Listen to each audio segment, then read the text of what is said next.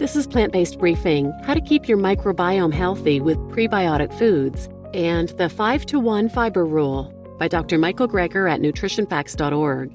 And I'm your host, Marian Erickson, and this is the Plant-Based podcast where I curate a variety of articles on plant-based and vegan living, get permission, and read them to you here in about 10 minutes or less every weekday. Today's articles are shorter, so I'm combining two into the one episode. They're both by Dr. Michael Greger. He founded nutritionfacts.org to provide free updates on the latest in nutrition research. There's a lot of confusing and conflicting nutritional advice out there, usually presented by people with a financial interest, so they summarize the latest in nutrition and health research with no conflicts of interest. There are no ads, no corporate sponsorships. It's a non-commercial, non-profit site. Highly recommend it, nutritionfacts.org. So now let's get to today's plant-based briefing. How to keep your microbiome healthy with prebiotic foods and the 5-to-1 fiber rule by Dr. Michael Greger at nutritionfacts.org. How to keep your microbiome healthy with prebiotic foods. We co-evolved a symbiosis with our good gut bacteria, but we are not holding up our end of the bargain. If you look at the classics, the most frequently cited articles in the scientific nutrition literature, the original glycemic index paper comes out at number 10, cited over 1,000 times. Learning about fruit, vegetables, and cancer prevention was a hallmark.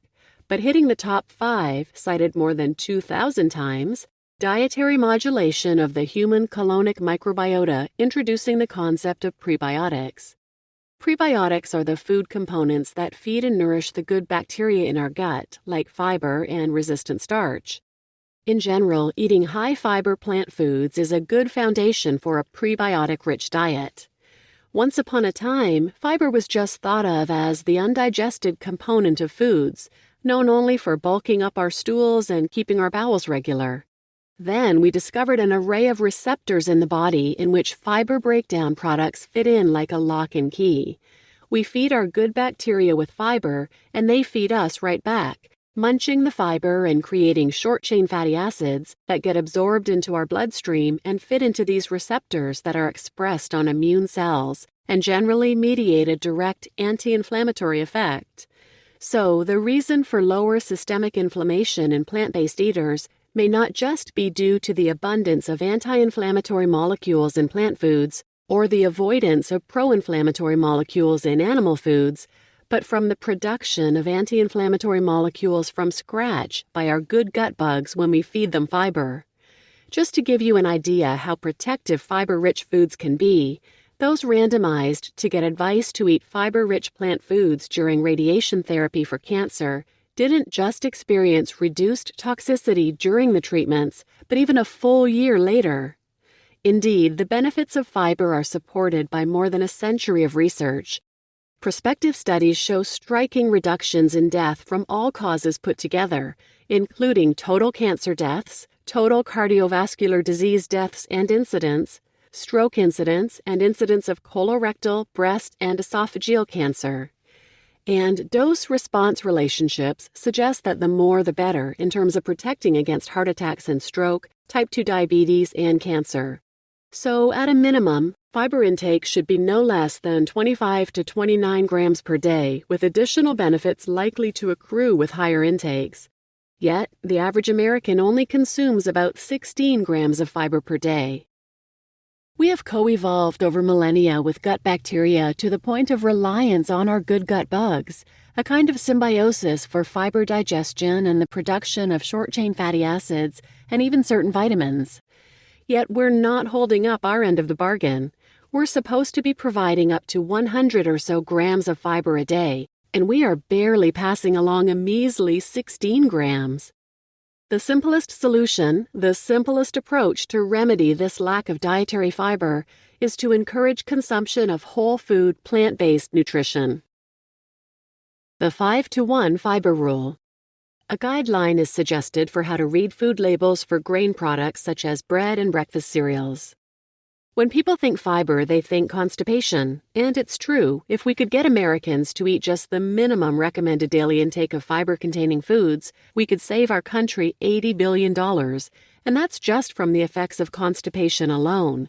Accumulating evidence indicates that greater dietary fiber intake reduces risk for diabetes, heart disease, certain cancers, weight gain, obesity, and diverticular disease, as well as constipation.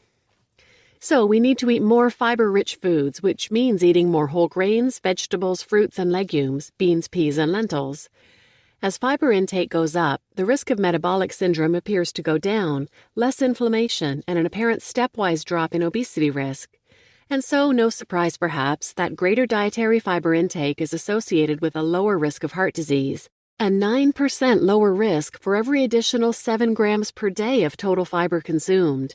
That's just like some rice and beans or a few servings of fruits and vegetables. How does fiber do its magic? What are the mechanisms by which dietary fiber may extend our lifespan? It helps to get rid of excess bile, feeds our good bacteria, changes our gut hormones, which collectively helps control our cholesterol and body weight, blood sugar, and blood pressure, which reduces the risk for cardiovascular disease. Reducing inflammation is a whole nother mechanism by which fiber may prevent chronic disease.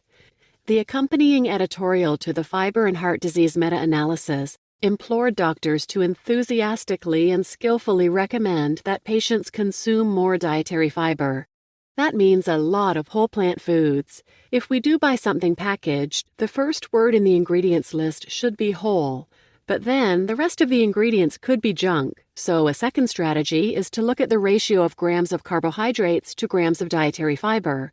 We're looking for about 5:1 or less. So, for example, whole wheat Wonder Bread passes the first test. The first word is whole, but then it's like corn syrup and a chemistry set. Let's see if it passes the 5:1 rule. What you do is divide the carbohydrates by the dietary fiber. So 20 divided by 2.7 is about 7. That's more than 5, so goes back on the shelf. Better than white, though, which clocks in at over 18. Here's one that makes the cut, Ezekiel bread. 15 divided by 3 equals 5. You can do the same thing with breakfast cereal. Multigrain Cheerios sounds healthy, but has a ratio over 7, and then it just goes downhill from there. Here's an example of one that makes the cut, though. Uncle Sam toasted whole wheat berry flakes and flaxseed, sliding in under 4. The editorial concluded the recommendation to consume diets with adequate amounts of dietary fiber may turn out to be the most important nutritional recommendation of all.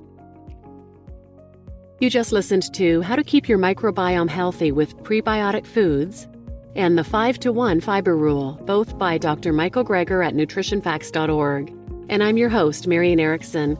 If you're interested in other episodes on gut microbiome or fiber, just search those terms wherever you listen to Plant-Based Briefing.